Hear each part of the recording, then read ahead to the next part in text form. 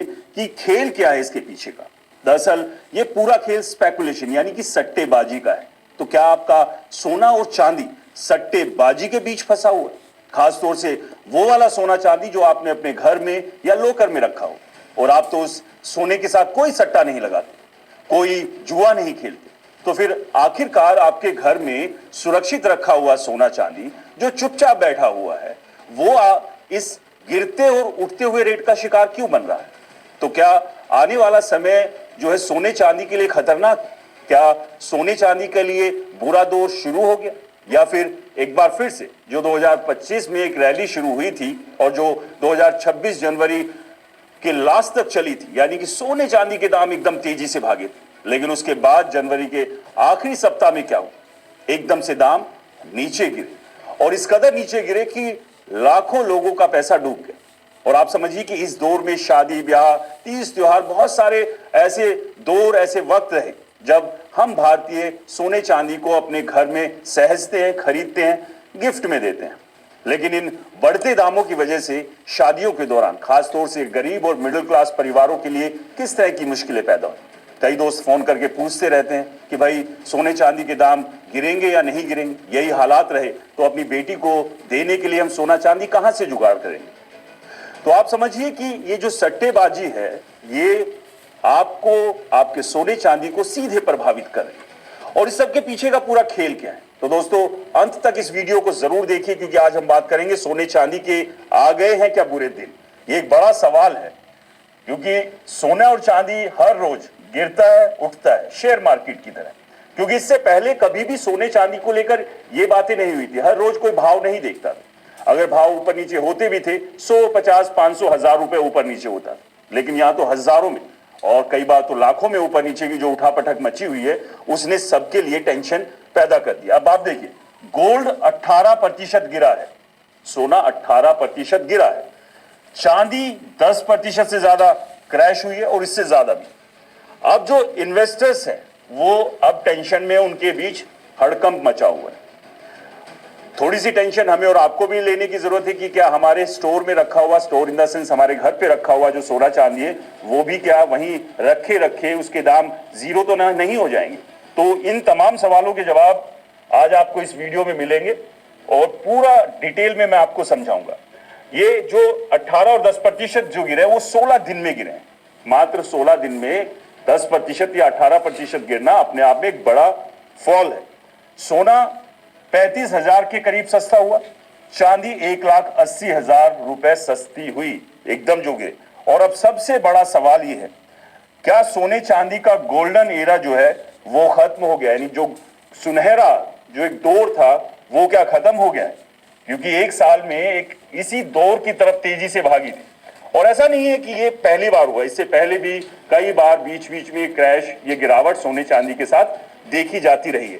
तो सबसे बड़ा सवाल है कि अचानक ये क्रैश क्यों हुआ? किसने कीमतें गिराई? आगे 2 लाख जाएगा या फिर और इससे ज्यादा गिरेगा? और अब खरीदे या फिर इससे भाग जाना चाहिए? बाकी दोस्तों आपको बता दें, ये पूरा वीडियो सिर्फ जानकारी के लिए, यहां निवेश की सलाह बिल्कुल नहीं, इसलिए जांच परख के मार्केट को समझ के ही निवेश कीजिए। हम सिर्फ डेटा और फैक्ट्स के साथ आपको एक जानकारी यहां पर दे रहे हैं। अब एक्चुअल डेटा, कितना गिरा सोना चांदी? एमसीएक्स पर 29 जनवरी को 1,93,010 ग्राम चांदी का रेट था, 24 कैरेट के इसके करीब था, थोड़ा बहुत ऊपर नीचे। 14 फरवरी की बात करें 1,59,010 ग्राम का रेट हुआ, यानी कि जो गिरावट आई करीब 35,000, यानी 18% गिरा। और एमसीएक्स पर चांदी 10% के आसपास गिरी है। आप समझिए कि ये जो डाउनफॉल आ रहा है 16 दिन के भीतर का, मैं आपको बता रहा हूं 16 दिन के अंदर ये गिरावट है। इस दौरान कुछ बीच में वो दिन भी आए जब थोड़ा थोड़ा ये उठे, लेकिन ये गिरते गए। अब इसके पीछे की वजह क्या है? सबसे बड़े कारण डॉलर की स्ट्रेंथ, यानी कि जो गोल्ड का मूव है वो डॉलर के अपोजिट चलता है हमेशा। यानी कि अगर डॉलर ऊपर की तरफ चढ़ेगा तो गोल्ड नीचे की तरफ आएगा, और डॉलर अगर नीचे की तरफ गिरेगा तो गोल्ड ऊपर की तरफ जाएगा। यानी कि डॉलर अगर मजबूत होता है तो सोना कमजोर होगा, और डॉलर अगर कमजोर होता है तो सोना मजबूत होगा।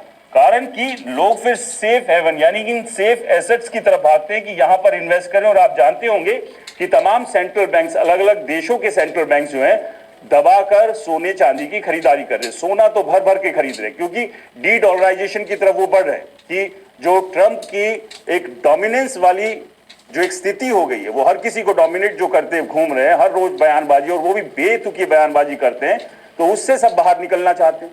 इसके अलावा रूस और यूक्रेन युद्ध के दौरान के हालात देखें कि रूस का जो एसेट्स थे, यूएस एसेट्स थे, उनके ऊपर उसने सैंक्शंस लगा दिए, पाबंदी लगा दी। इससे भी सभी के कान खड़े हुए, चीन, भारत और तमाम दूसरे देश, कि कल को यार हमारे साथ भी कोई किसी दूसरे देश के साथ कुछ इस तरह की अनबन होती है या यूएस के साथ ही होती है तो वो हमारे एसेट्स को सैंक्शन कर देगा, बैन कर देगा, फिर कैसे बात बनेगी। तो ये भी एक बड़ी वजह है। अब बात करते हैं प्रॉफिट बुकिंग जो है वो असली वजह है, यानी स्पेकुलेशन। गोल्ड 7% एक साल में इसने रिटर्न दिया सोने ने पिछले एक साल में, जो कि इन्वेस्टर्स के लिए प्रॉफिट बुकिंग का एक सबसे बड़ा समय रहा। इस दौरान दब के लोगों ने प्रॉफिट बुकिंग की। गोल्ड ने पिछले एक साल में करीब 40% से ज्यादा, 40 से 60% के आसपास का ये रिटर्न दिया। अब बड़े इन्वेस्टर्स जो है, जैसे बैंक हैं, फंड्स हैं, इंस्टीट्यूशनल इन्वेस्टर्स हैं, इन्होंने प्रॉफिट बुकिंग करनी शुरू करी। और जब बड़े प्लेयर्स बेचते हैं तो प्राइस में क्रैश आना शुरू हो जाता है। तो जैसे ही जो 60% के आसपास है, उससे ज्यादा सब जब सोना बढ़ा तो बड़े बड़े जो इन्वेस्टर्स थे उन्होंने तुरंत अपना सोना बेच के प्रॉफिट बुक कर लिया। लेकिन क्या ये सोना जो था वो पेपर गोल्ड था या फिर ये एक्चुअल सोना जो आप महसूस कर सकते हैं अपने हाथ से, वो वाला सोना बेचा था, वो भी आपको बताते हैं। क्योंकि ये जो चीजें होती है प्रॉफिट बुकिंग की, ये तो सीधे सीधे शेयर मार्केट में होती है। इंटरेस्ट रेट का भी फैक्टर जो है वो गोल्ड के ऊपर असर डालता है। अगर इंटरेस्ट रेट ऊपर जाएंगे तो गोल्ड के दाम नीचे आते हैं, लेकिन इंटरेस्ट रेट नीचे गिरता है तो गोल्ड के दाम बढ़ते हैं।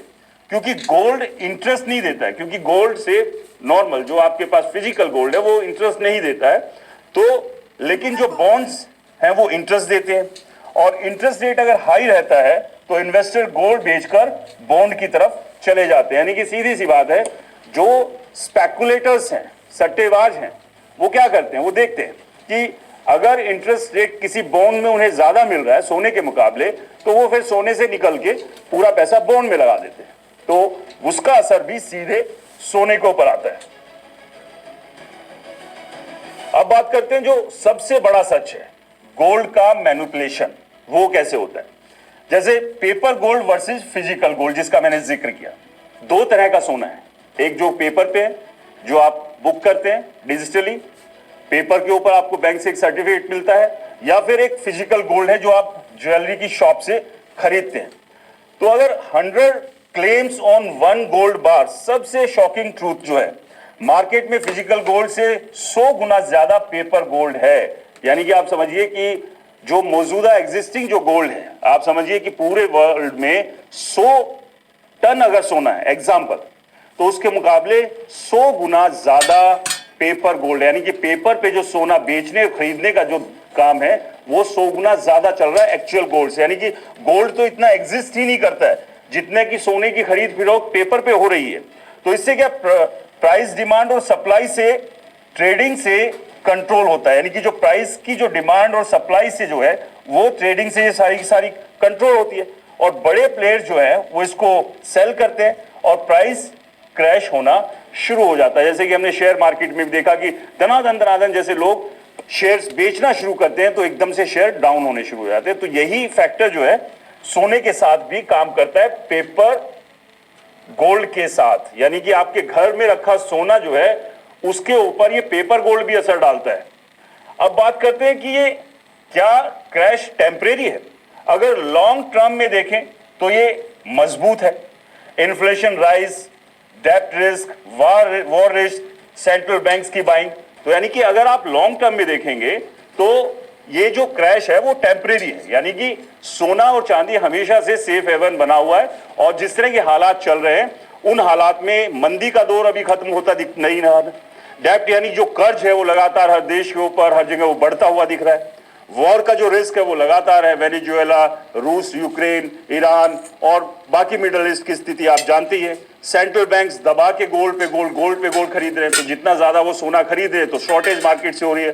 तो यानी कि ये कभी खत्म नहीं होगा, यानी कि गोल्ड का जो इंपॉर्टेंस है वो कभी खत्म होने वाली नहीं है। लेकिन शॉर्ट टर्म में लोगों के लिए नुकसानदायक है जो सिर्फ प्रॉफिट बुकिंग के लिए सोने में घुसते हैं, उनके लिए नुकसान है। अब फ्यूचर प्रेडिक्शन की बात करते हैं जो कि मोस्ट इंपॉर्टेंट है। सिनेरियो 1 यानी कि शॉर्ट टर्म में फॉल और साइडवेज जो है वो आते रहेंगे। यानी कि अगर शॉर्ट टर्म में आप ले रहे हैं, आपने आज सोना बुक किया और मानिए कि 1,59,000 पे आपने बुक किया और आप उम्मीद कर रहे हैं कि कल इसके रेट बढ़ जाएंगे, लेकिन अचानक से 10,000 रुपए गिर गया और फिर आप घबरा कर उसे बेच देते हैं, तो 10,000 रुपए का लॉस हो गया। लेकिन आप रुकते हैं, वेट करते हैं, तो हो सकता है 10 दिन, 15 दिन, 20 दिन, 25 दिन बाद वो फिर से ऊपर उठे और वहां पर आप प्रॉफिट बुक करके निकल सकते हैं। लेकिन इसके लिए आपको इंतजार करना होगा। सिनेरियो 2 जो हमने आपको कहा कि लॉन्ग टर्म मैसिव राइज जो है वो पॉसिबल है, यानी कि थोड़ा इंतजार करेंगे तो धीरे धीरे उठेगा।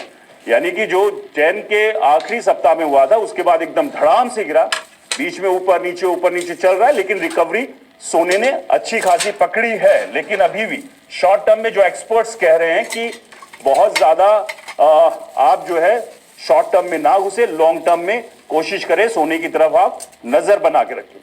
तो यानी कि सीधी सी बात है कि आपके सोने और चांदी पर कोई और नहीं, ये स्पेकुलेटर्स यानी सट्टेबाज ये असर ज्यादा डालते हैं और जैसे जैसे ग्लोबल सिचुएशंस बनती है, बिगड़ती है, उसका असर सोने के ऊपर पड़ता है और उसी की ताक में होते हैं। जैसे ही सोना ऊपर उठा, हाई के ऊपर बेचते हैं और लो के ऊपर खरीदते हैं। तो यहीं से वो पूरा स्पेकुलेशन जो है चलता है, जो सीधे सीधे आज के दौर में सोने के ऊपर डाल रहा है। एक लाइन में कहें तो लॉन्ग टर्म में नुकसान के चांसेस बेहद कम है। सोना चांदी सेफ है। चांदी की बात करें तो इंडस्ट्रियल यूज में भी बहुत ज्यादा उसकी डिमांड है, लेकिन भविष्य में अल्टरनेटिव मेटल पर अगर कंपनी चली गई तो फिर चांदी के साथ बड़ा खेल हो सकता है। लेकिन उस सब के बीच सोने को फिर भी सेफ माना जा रहा है और इसका अंदाजा यहीं से लगाइए कि तमाम सेंट्रल बैंक्स इसीलिए बड़ी तादाद में सोना खरीद रहे हैं, क्योंकि उन्हें पता है कि भविष्य में ये कहीं नहीं जाएगा, इसके ऊपर कोई सैंक्शंस नहीं लगनी है, इसके ऊपर कोई पाबंदी नहीं लगा सकता और आप अपने करेंसी की ताकत इससे बढ़ा सकते हैं। तो दोस्तों आपको क्या लगता है, आने वाले समय में सोना चांदी 2 लाख, सोना 2 लाख के पार जाएगा, चांदी जो 4 लाख थी उससे ऊपर जाएगी? अभी खैर डाउन पर चल रही है। हमें कमेंट्स में बताइए। इस वीडियो को लाइक कीजिए, शेयर कीजिए, हमारे चैनल को सब्सक्राइब